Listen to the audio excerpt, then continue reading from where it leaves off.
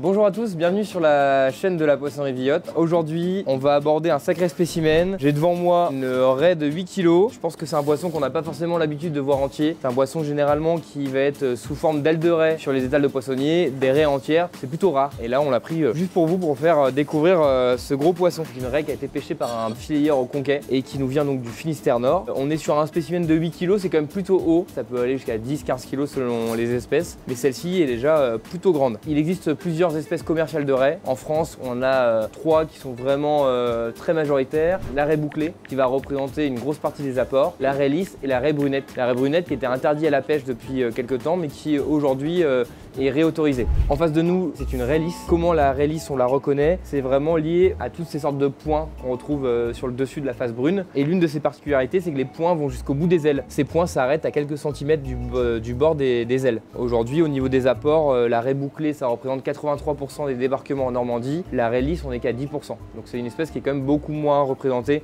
que la raie bouclée. Donc ça, c'est une espèce qui fait partie du grand genre Raja. Il y a 23 espèces dans cette grande famille on va dire de raies. On retrouve du coup tout ce qui est raie brunette, raie bouclée, raie lisse. Et il y a des espèces qui sont beaucoup moins commerciales et surtout qu'on va retrouver plutôt dans les eaux tropicales du Pacifique. On connaît par exemple aussi toute la raie pastenague, plutôt dans les eaux chaudes.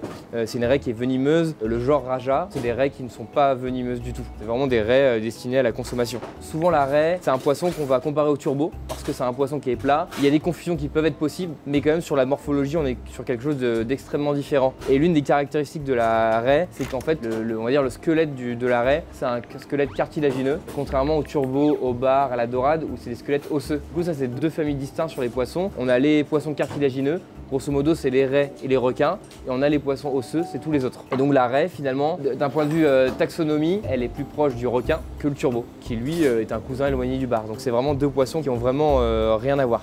Au niveau de la méthode de pêche, la raie, elle peut être pêchée au chalut, elle peut être pêchée au filet, mais la plupart des débarquements, c'est quand même du chalut.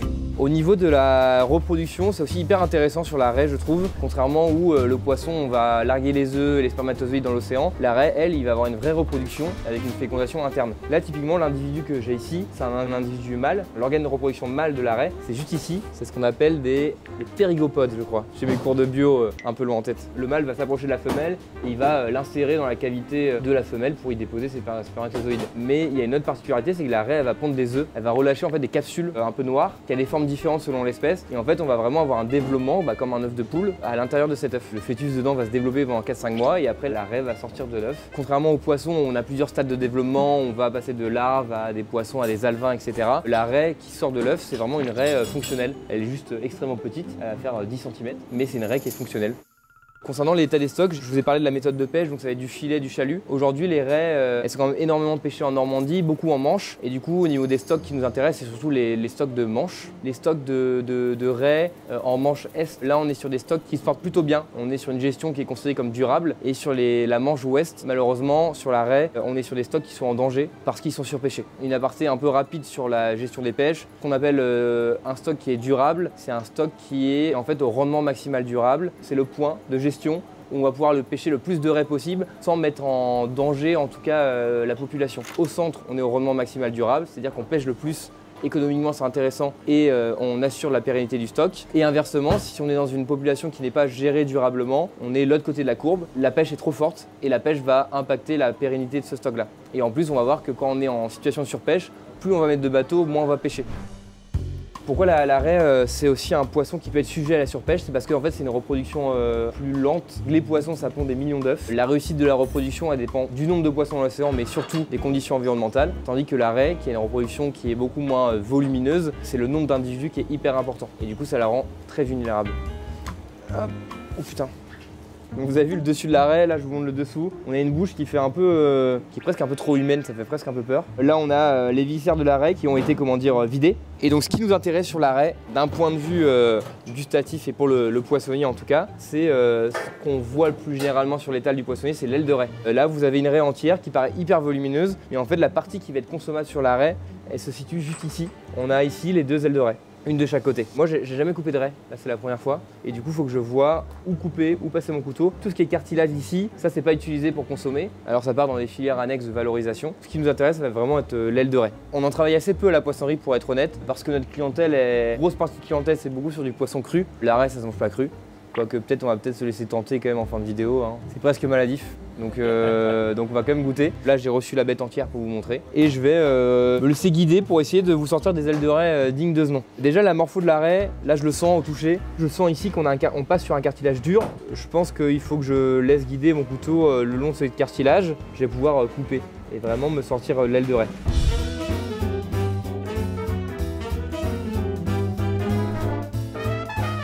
Oui, bon en fait c'est vraiment une découpe logique. Là j'ai enlevé les raies, voilà l'aile de raie. Là on reçoit habituellement l'aile de raie de cette façon. En fait l'aile de raie on la reçoit parfois avec la peau, comme ici.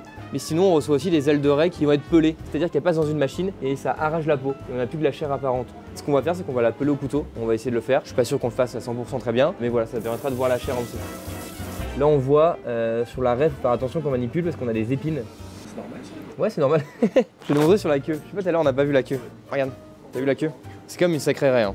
Ah, j'en ai pas vu des comme ça depuis le salon de la plomberie. Hein.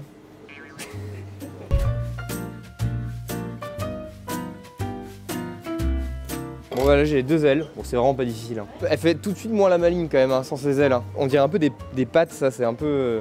on dirait un peu un alien quand même. J'attends les commentaires des gens qui vont dire ouais tu récupères pas les joues. Et si effectivement on va récupérer les joues de la raie. Et ça c'est très bon. On connaît tous les joues de l'autre, c'est très réputé. Les joues de raie vraiment incroyable. J'ai un cartilage dessus, j'arrive pas à l'enlever. Je suis en train de me battre. Je vais juste essayer de pas me couper. Je pense qu'il y a vraiment une méthode beaucoup plus simple. Voilà. Là j'ai la joue de raie. On va pouvoir cuire la vapeur. Je récupère la seconde et on est bon. Là j'ai enlevé les joues de raie. Voilà, elle fait encore moins la maline. Il y a vraiment plus rien à manger. Après peut-être qu'on peut en faire des bouillons, des choses comme ça. Là tu vois la queue, ici très bouclée. Faut vraiment faire attention pendant la manutention. Hein. Parce que là tu rentres dedans dans le doigt. J'ai tendance à penser en plus que c'est le genre de poisson pas très propre et où tu peux vite t'infecter le doigt. Bon après je suis pas sûr qu'il y a des poissons qui sont plus propres que d'autres mais en tout cas celui-ci donne pas trop confiance. Tu sens l'infection rien qu'en le regardant quoi. Je vais essayer de peler l'aile de raie pour retrouver un produit semblable à ce qu'on a l'habitude de consommer. Et je vais prendre un petit bout de peau, je vais essayer de passer en dessous au couteau. Aïe!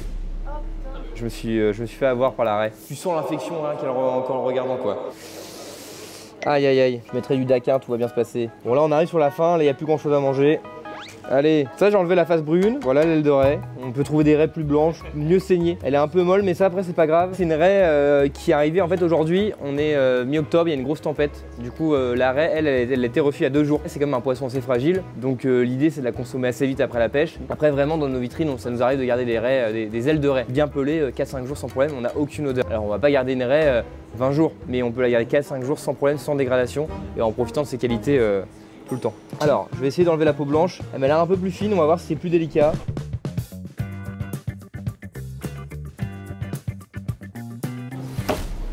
Ça c'est pour me venger pour les coups de griffe qu'elle m'a mis. J'arrive au bout de mes efforts, on a une raie qui est pelée. Donc là ce qu'on va faire c'est qu'on va se cuire un petit bout. Parce qu'on ne serait pas tenté par un tout petit bout cru peut-être. Je pense qu'il n'y a pas trop de problème. Je crois qu'il y a des ailes de raie fermentées en Corée. Moi on m'a toujours dit les vieux en Bretagne, ils me disaient qu'ils accrochaient l'aile de raie dehors et quand elle tombait par terre c'est qu'elle était bonne à manger. C'est... ouais. Est-ce que Louis voudrait goûter de l'aile de raie crue pour l'expérience? Ouais, ça se trouve je passe à côté d'un truc et en fait c'est complètement déconseillé, on peut mourir. Tu sais, dans ma culture on mange du poulet cru alors... Je suis sûr que raie crue au Japon, ça se trouve c'est genre basique tu vois. それではいただきます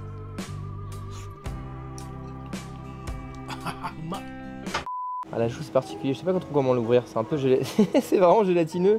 Elle s'enfuit à chaque fois on dirait. Ouais c'est bizarre, c'est vivant je crois. Hop, je vais mettre une petite planche, déjà en plus il y a plein de mucus sur la planche. On dirait que je travaillais de manière dégueulasse mais c'est juste du mucus.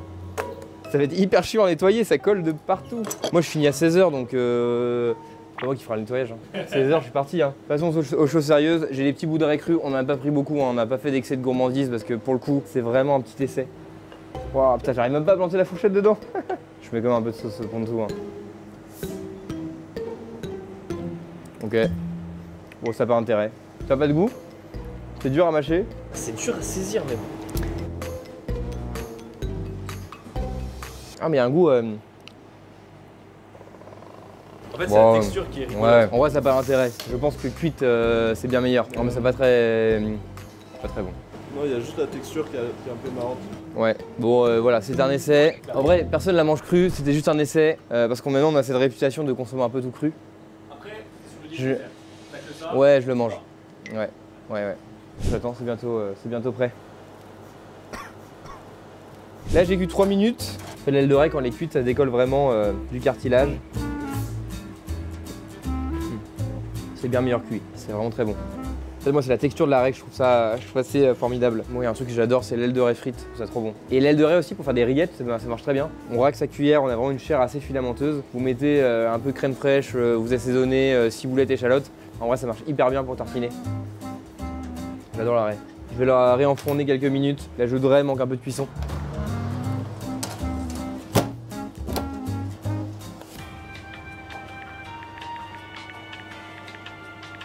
J'attends juste que ça finisse de cuire et j'ai rajouté quelques minutes de cuisson pour les joues de raie, pardon. Je pense que c'est un peu plus cuit.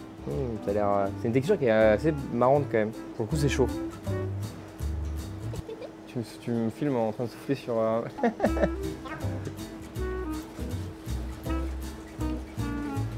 C'est bon. Je vais pas manger le midi en plus. Incroyable. C'est chaud là. Bon là on a cuit vapeur hyper basique, En vrai, c'est vraiment bon. c'est la cuisson la plus simple. Imagine un peu rôti dans le beurre et tout, ça va être incroyable. Mettez du beurre pour votre poisson, arrêtez de cuisiner le poisson à l'huile d'olive. Bon après je vais mettre à dos les méditerranéens. Les raies entières on va les acheter autour de 6, 7, 8 euros le kilo. Mais du coup une fois qu'on l'a mis en aile, vous avez vu il y a énormément de pertes. Et oui on va être sur la minute rendement rapidement. Et après on va nous dire ouais vous êtes des parigots, vous parlez toujours d'argent. Bon non on est juste un commerce et voilà. C'est normal. Puis c'est important que les gens se rendent compte de ce qu'il y a derrière le prix des poissons. Alors 1,880 kg avec la peau, et du coup on fait un x2, donc on a 3,76 kg d'ailes de raie. Elle faisait 8,20 kg, je l'ai acheté 6,50 sans le transport. Avec le transport on est plutôt à 7,20, donc c'est une raie qui m'a coûté en gros 55 €. Sachant que je fais un x2, l'objectif c'est que je vende ma raie 110 €. J'ajoute de la TVA, je la vends 116 parce qu'on a une TVA à 5,5. Donc ça l'aile de raie sur une raie que j'ai acheté 6,50 mais du coup rendu on va dire 7 €, 7,20 €. En gros il faudrait que je la vende environ, on sera à 32 € le kilo. 32 € le kilo c'est quasiment de la chair nette, alors vous avez toujours un os qui est au milieu mais qui est assez minime quand même. Et derrière vous avez énormément de chair. Je sais pas combien on mange là-dessus, je pense qu'on mange à 5 non? Là Ouais, 1,8 kg. Avec la grosse mangeuse, 1. 6 personnes, 200 grammes, ça fait 1,2 kg, on a 600 grammes de perte. Je pense que ça c'est une aile de raie pour 6 personnes. Vous vous retournez sur une portion environ à 10 €. Après l'aile de la raie on peut en trouver bien moins cher, c'est toujours pareil mais il y a la raie de filayeur, il y a la raie de chalut. Si elle est bien pêchée ça coûte plus cher, c'est meilleur, la chair est plus jolie et environnementalement parlant c'est mieux. Mais la raie de chalut ça va négocier plutôt autour des 3-4 €. Donc voilà. Merci beaucoup d'avoir regardé cette vidéo. Je garde ça dans la main. J'espère que vous avez bien appris, enfin vous avez appris des nouvelles choses sur la raie. Et c'est peut-être même la première fois que vous voyez une raie entière. Et si vous en voulez, vous pouvez en retrouver à la Poisson Viotte. Pas tout le temps, mais vous pouvez en commander si vous voulez. On vous en fera avec grand plaisir. Merci beaucoup. Hop.